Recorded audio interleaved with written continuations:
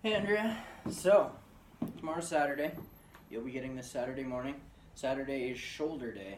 So shoulders are one of those things that I like to work them really hard because I want to get big shoulders. Um, it's not something that you have to work hard because you don't need to like pack on a lot of muscle to your shoulders. But again, going back to like practical strength and stuff, you want healthy shoulders. Shoulder injuries are common and they're expensive and they last forever. So if you can work on your shoulders and have strong shoulders, it's going to help working everything else. Anytime you pick something up or move something when you're doing those rows or bench press, or like there are so many movements that it's important to have healthy shoulders. So you fuck up your shoulder and you're like down for the count. You can't do hardly any exercises except leg stuff. So we're going to do shoulders. Shoulders are simple to work, which makes it nice. And let me just run through what I'm going to have you do for shoulders because it's not going to take long, and then I want to do another little lesson after the workout's done. So the basic movements for shoulders, ignore that. I'm just going to show you the workout. So what we're going to do is an overhead press with a kettlebell, which is very simple. You're going to start with the kettlebell up next to your shoulder, and you're going to push it straight up till your arm's straight up above you. Very simple. This is the whole motion. So when you do get dumbbells, which I'm hoping is somewhat soon, you do them like this. You put them up, just like that. 1, 2, 3, and so on. Since you don't have those yet, we're going to use your kettlebell. So do whatever weight you're comfortable with. And again, we're going to do a 10 by 10 workout. Because you're doing one arm at a time, you're going to do 10 on each arm, take a rest, 10 on each arm, and so forth. So with the kettlebell, you're going to hold it up like this, like you're holding, Santa's sack on your back kind of thing. And you just push it up. 1, 2, 3, 4, 5. You can put your arm out if that helps you balance. 6, or you can put it down.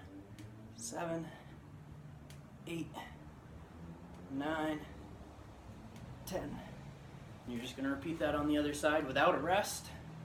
1, 2, 3, 4. So let me show you something. So if you can either do it really fast, like 1, 2, 3, 4, or you can do it slower, and like 1, 2.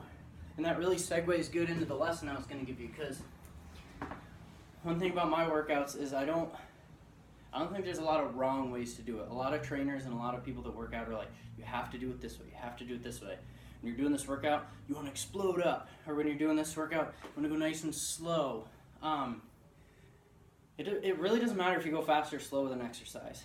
And this is why. Because you get a benefit from going fast and you get a benefit from going slow. And they're two different things. So going fast is what's called explosive power. So it's like if you're doing your overhead press and you're just like bam, bam, like one right after another, like fast as you can, that is really going to help you get a lot of strength. So like if you're going to throw a punch and you wanted to be able to punch really hard, like it's going to help with that explosive power. Same with like doing squats. If you do squats, you explode up when you do your squats. That's good if you're like a basketball player and you want that explosive power to get up. But there's another thing called time under tension. And so when you're doing an exercise, let's say you're doing a squat, or no, I'll stick with the overhead press because that was our exercise. If it takes you half a second to get up, or if it takes you 1/1000, 2/1000 to get up, the second one, that muscle's going to be under tension for more time. I hope that makes sense. So if you're going fast, yeah, you're getting that explosive power, but your muscle isn't working. It's doing the same amount of work, but it's doing it in a shorter amount of time. So you have less time under tension.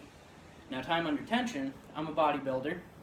That's what I've decided to pursue. There's different, there's different categories of people that work out, and I'm a bodybuilder because basically I do it for looks. Like I want to look big and I want to get big, and like I find it fun to do that. And with a bodybuilder, you're more concerned about the size of the muscle and what the muscle looks like, as opposed to like the athleticism and like how much work you can do like a power lifter or an athlete. So time under tension gets your muscles big. Like they might not be as explosive or quite as strong, as if you're like always just exploding. But if you have more time under tension, like that muscle, those cells are going to get bigger. They're going to require more blood and more, like everything, like more protein. So anyway, all that to say, I know that was a long explanation, but all that to say, like, if you find yourself going really fast, that's great. Explosive power, you're probably going to work up a sweat, good, cardio. If you're going slow, that's also going to be fine too, because, you're doing the same amount of work, it's just doing different things to your muscles, and it's all good. So, here's your lesson for the day. Happy Saturday. Hope you have a good weekend.